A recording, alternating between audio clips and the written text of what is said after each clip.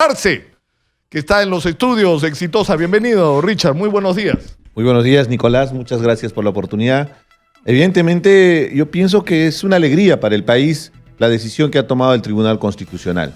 Se trataba de generar una corriente de opinión para decir que era un golpe de Estado la disolución del Congreso.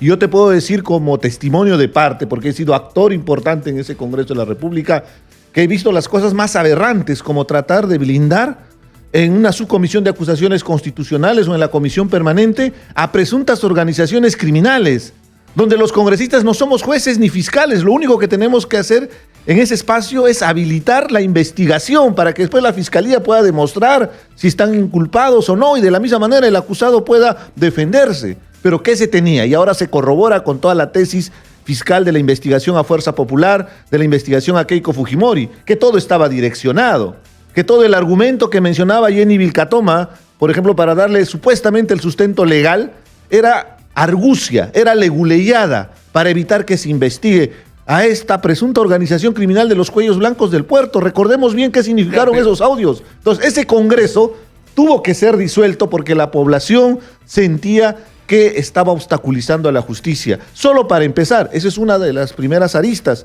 Tú acabas de expresar el otro problema que es tradicional casi en el Congreso. La pregunta, me dice nuestra productora, la señora Magariño, que estamos en la línea con el ex congresista Roy Ventura de Fuerza Popular.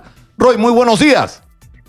¿Qué tal, Nicolás? ¿Cómo estás? Buenos días, Richard. Acaba de escuchar, Roy, la opinión de Richard a favor de lo que resolvió el Tribunal Constitucional, diciendo que esto es algo que el pueblo peruano debería celebrar. ¿Cuál es la opinión de ustedes y la suya personal? Bueno, hay posiciones políticas encontradas, uno que están a favor, otros que estamos en contra, pero si estamos en un Estado de Derecho hay que saber respetar la decisión democrática que ha tomado el día de ayer el Tribunal Constitucional. No somos como cierto grupo político que cuando pierde democráticamente con los votos, salen a reclamar, salen a decir que ha habido fraude, salen a decir que hay cierto favoritismo a cierto sector político o grupo de poder. Esto lo hemos demostrado cuando, por ejemplo, se ha tomado la posición en el pronunciamiento del Tribunal Constitucional contra la ley antitránsfuga, contra la ley de publicidad estatal, que el Tribunal Constitucional se pronunció en contra y hemos sabido acatarla. En esta oportunidad no va a ser ajena nuestra posición como Fuerza Popular de poder respetar. Y mira que ya ha pasado tanto tiempo y no han formulado acusación contra Keiko Fujimori cuando decían que el Congreso era obstruccionista. Cuando ahora muchos medios de comunicación hacen la labor de fiscalización al Poder Ejecutivo, que también van a decir que hay medios de comunicación obstruccionistas al Poder Ejecutivo porque quieren investigar el comportamiento de algunos ministros o los negociados que hay en el Poder Ejecutivo. El día de ayer todos hemos visto que han tomado una decisión más basada en argumentos políticos que en argumentos constitucionales. Hay que saber respetarlo y ya la historia los juzgará. La historia dirá que si tomaron la decisión en el marco de la Constitución, porque tenemos una Constitución de 1993. O sea, pero Roy, lo que usted está diciendo es que el Tribunal Constitucional ha violado la Constitución el día de ayer. Para muchos creemos que sí ha violado la Constitución. Pero bueno, hay que saber respetarlo, Nicolás. Y el tiempo nos juzgará y será las instituciones quienes puedan tomar la decisión a futuro, porque genera un precedente y creo que ya en algún momento, hace unas horas, el mismo Premier lo ha manifestado que es posible que pueda disolver el próximo Congreso porque le está dejando un argumento legal, le está dejando una herramienta letal para... ¿A qué se refiere? ¿A la interpretación que pueda hacer el presidente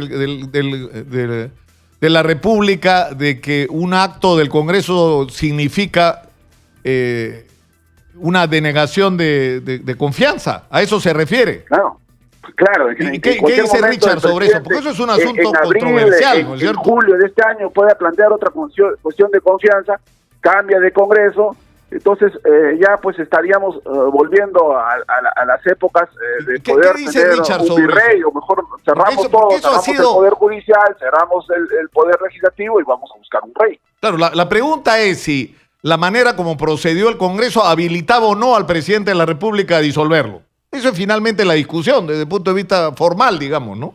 Si queremos entrar a ese debate jurídico, es importante escuchar lo que mencionaron algunos de los miembros del Tribunal Constitucional.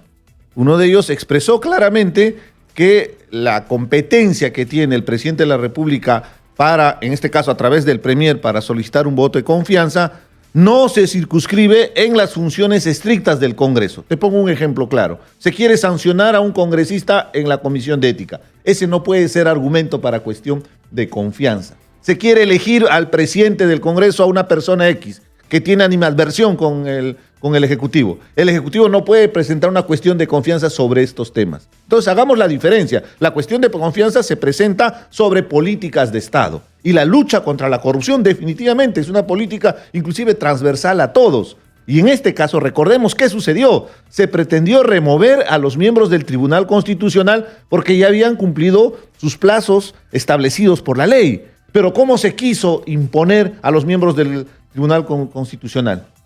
Bajo la repartija, la misma historia de la elección anterior que inclusive llegó al extremo de quedar en cero porque se comprobó que los partidos políticos negociaban entre ellos los cupos que tenían en el Tribunal Constitucional. Claro, pero, y ese fue el origen tema, para que digamos, se plantee la cuestión. Desde el punto de vista estrictamente formal, la discusión es, el presidente del Consejo de Ministros llega, irrumpe, dice, pero digamos, llega y es admitido por el presidente del Congreso que participe en la sesión del Congreso y que le da el uso de la palabra. Y cuando hace uso de la palabra el presidente del Consejo de Ministros dice, hemos presentado un proyecto para modificar los procedimientos para elegir a los miembros del Tribunal Constitucional y hacemos cuestión de confianza sobre eso.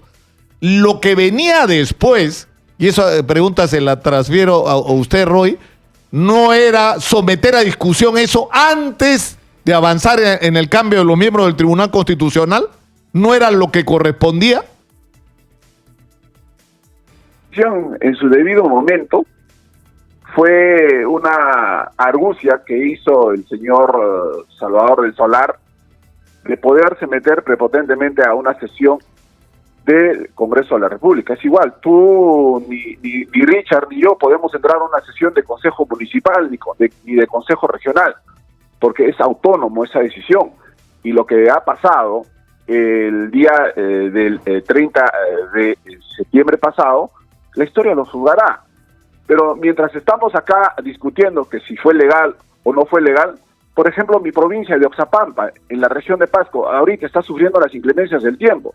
Y el Estado, con el Poder Ejecutivo a la cabeza, ha hecho oídos sordos porque desde el año pasado estamos reclamando que se intervenga en el mantenimiento de muchas carreteras, en la construcción de defensas ribereñas, en la reconstrucción de viviendas, que el actual ministro Carlos Morán se comprometió el año pasado, en febrero del año pasado, a reconstruir las viviendas a la población del centro poblado de Churumazú. Entonces la población dice, bueno, mientras en Lima se están discutiendo que si fue legal o no fue legal, en Oxapampa están sufriendo, en Pozuzo están sufriendo, en Huancabamba están sufriendo, en Puente Paucartambo están sufriendo. Y eso tenemos que dejar bien en claro, que el Poder Ejecutivo los ha distraído a todo el mundo mientras dejando de hacer su trabajo.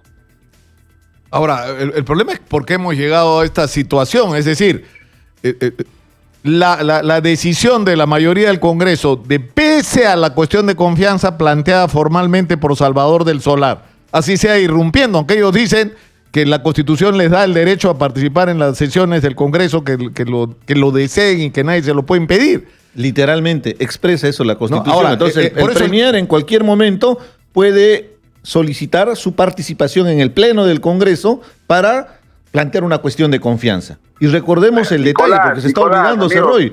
Cerraron las puertas con llave.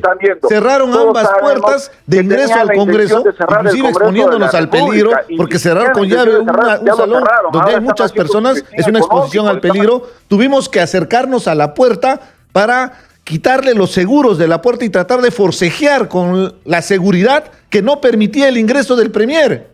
Y por eso es que ingresa posteriormente, y discúlpame, ahí fue un actor determinante porque tuve que ganarle en fuerza en la puerta para que ingrese el premier y pueda plantear la cuestión de confianza. ¿Y qué hicieron? Simplemente pospusieron. Pero mi colega Indira Wilca pidió una cuestión de orden para que se considere el pedido de confianza. ¿Y cuál fue la votación? La votación fue en contra. Entonces, de manera fáctica se estaba denegando la cuestión de confianza. Ahora, el hecho, Roy, usted dice que acá hay un asunto político, ¿no es cierto? Pero esa decisión de cambiar a uno de los miembros del Tribunal Constitucional tenía que ver con la agenda del Tribunal Constitucional, pues. Es decir, tal vez la votación hoy no hubiera sido 4-3, o hubiera sido 4-3, pero al revés, si hubiera procedido esa decisión del Congreso de cambiar a un miembro del Tribunal Constitucional, ¿o no? Imagínate que hubiera sido al revés, estimado Nicolás. ¿Qué hubiese pasado? Ya la gente afuera, los ministros hubiesen estado reclamando, porque sí, pues, modifica todo el esquema que se ha planteado de continuar con el festín económico. Claro, pero si el Tribunal Constitucional hubiera resuelto lo contrario, es decir, si lo que el Tribunal Constitucional hubiera resuelto ayer, que el presidente de la República no tenía derecho en esas condiciones a disolver el Congreso, entonces tampoco tenía derecho a convocar elecciones y por lo tanto debía restituirse de inmediato el Congreso anterior. Eso es la lógica de esa decisión. No es que puedes decidir, el presidente violó la Constitución, ¿no es cierto? Y cerró el Congreso ilegalmente, pero las elecciones que él ha convocado en base a una decisión ilegal sí son legales. Eso no tiene ninguna coherencia. Si se hubiera aprobado lo otro, no podía haber elecciones el 26. Pero si se hubiese aprobado lo otro, ¿quiénes hubiesen estado ahorita en las calles? Quienes no respetan la decisión democrática que se toma en una institución. Y siempre fue así. Cuando perdían la votación salían a reclamar la dictadura mayoritaria, no sé qué nombres, qué clichés le ponían, que no sabían respetar la decisión que tomaban las mayorías. Y cuando vivimos en democracia, y no estamos en Venezuela, no estamos en Cuba, no estamos pues en esos países que a veces a muchos les gustaría vivir en estas condiciones, porque sí mejorarían su situación económica, no saldrían a reclamar. Entonces, ahora que ha salido el juego de ayer, ha salido a favor de ellos, pues están todos felices y todos contentos y continuando con su festín en los ministerios. Una elección, señor Lucar, no es un cheque en blanco. No es que tú ganas una elección y vas a hacer lo que quieras. Tú te debes a esa población. Y recordemos que sucedieron en estos más de 3 años que estuvimos en el Congreso de la República. Proyectos de ley determinantes para la necesidad del país, simplemente postergados y encarpetados. ¿Cuál era la agenda? Casinos, por ejemplo. ¿Por qué? Querían mantener las exoneraciones fiscales a los casinos porque ahora se va detectando que uno de los principales financistas de Keiko Fujimori Fuerza Popular es uno de los capos de los casinos a nivel nacional. Que por cierto está fugado después de una nota periodística que ya lo está involucrando con esos aportes supuestos de campaña. ¿Por qué dan plata a los empresarios en campaña política? ¿A cambio de qué? ¿Cuál es el favor político que están buscando? La plata no llega sola, dice mi tocayo Richard Concepción Carhuancho. Dígame. Sí, está usted interrumpiendo a Richard, queremos escucharlo.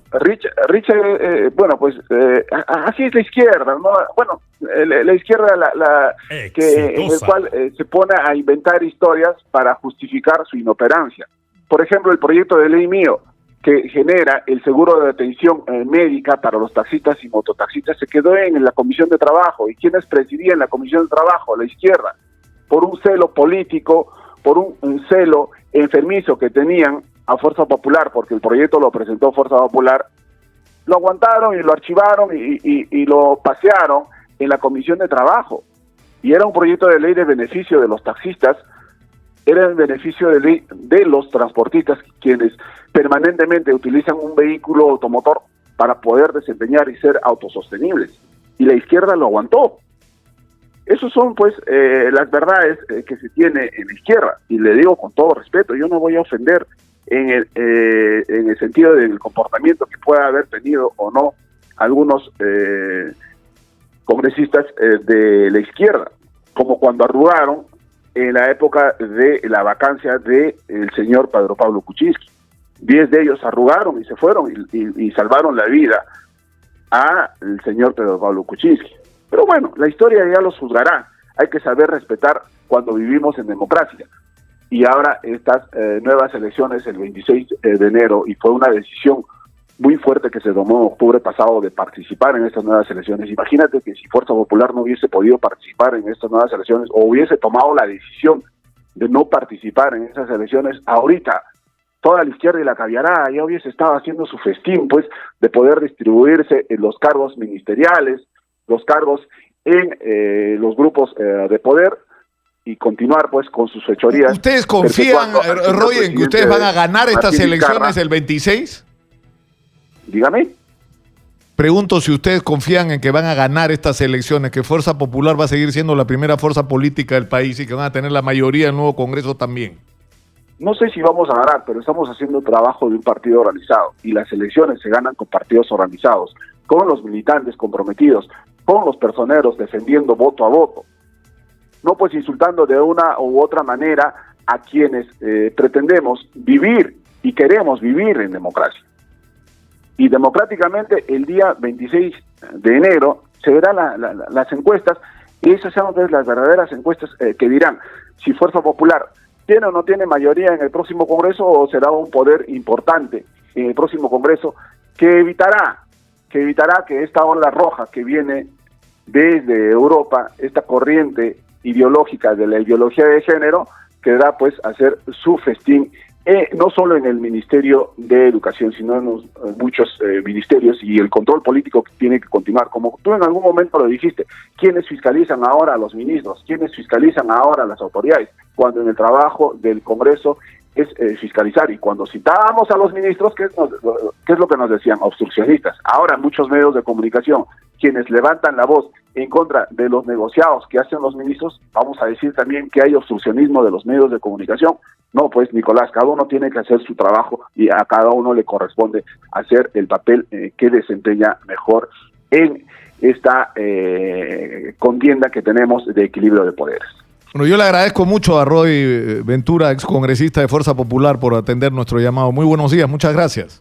Muchas gracias a ti, y por favor, Nicolás, hacer el llamado para que apoyen a la provincia de Oxapampa. No solo declarar en emergencia, sino se necesita recursos para los alcaldes y muchas municipalidades distritales. Muchas gracias.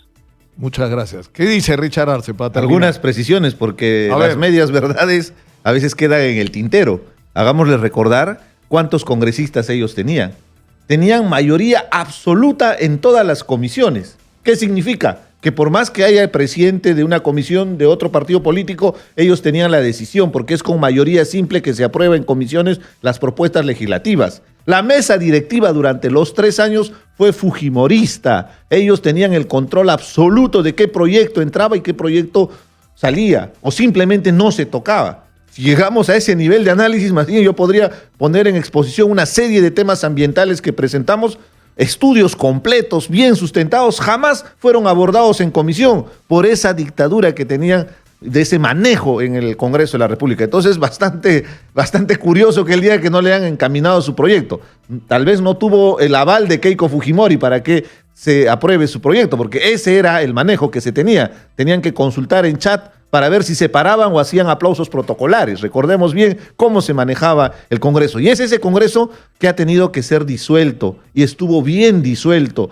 Y ahora se refrenda constitucionalmente con el pronunciamiento del Tribunal Constitucional. Y eso nos permite generar una lección aprendida, que por más mayoría que tú tengas en el Congreso, tú tienes una responsabilidad con el país. Y esa responsabilidad significa atender las demandas nacionales. A mí lo que me llama la atención es que la izquierda, que fue una oposición dentro del Congreso a la mayoría fujimorista, en vez de crecer, se ha ido fraccionando. Es decir, entraron como una sola alianza, terminó el Congreso y eran por lo menos 2, porque hubo incluso algunas salidas individuales.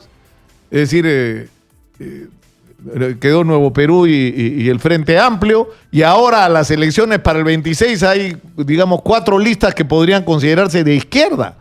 Entonces, ¿qué alternativa van a hacer para la gente? O sea, le están dejando, se han pasado criticando al fujimorismo, y en términos reales no se presenta como una alternativa para la gente.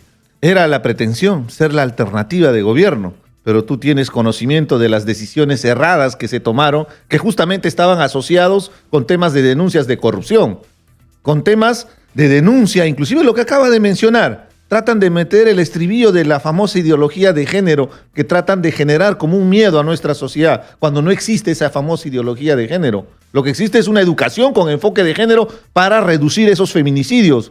Estamos iniciando el año y ya va la 6ª víctima. Es un escándalo y una vergüenza como sociedad.